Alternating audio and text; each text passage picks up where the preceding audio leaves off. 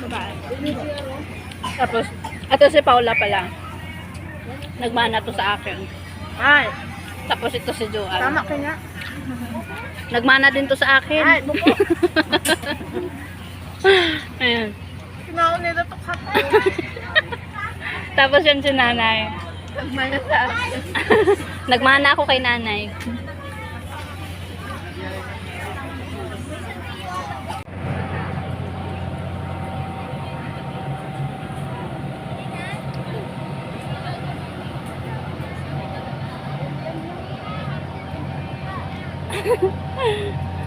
Da!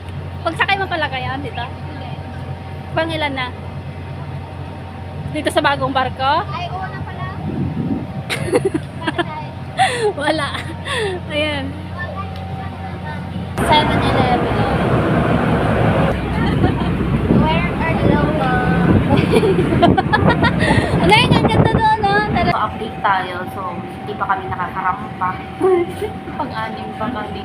So kanina pa kami naghihintay na magpababang. Kaso lang, yun hindi pa makarampa itong barko dahil meron pang mga nakarampa doon. So pila-pila, pang-anim kami. So maaabutan talaga kami ng traffic. So yun, ang oras ay ganap na 3:15 AM. Andito pa kami sa dagat. Sa mga oras na ito.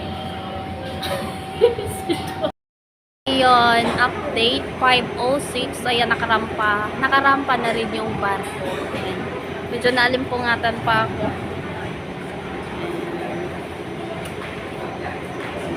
Update, ayan, kasasakay lang namin ng bus. So, tagal makarampa yung barko. Umaandar na yung bus na aming sinasakyan. Ayan, one day kami.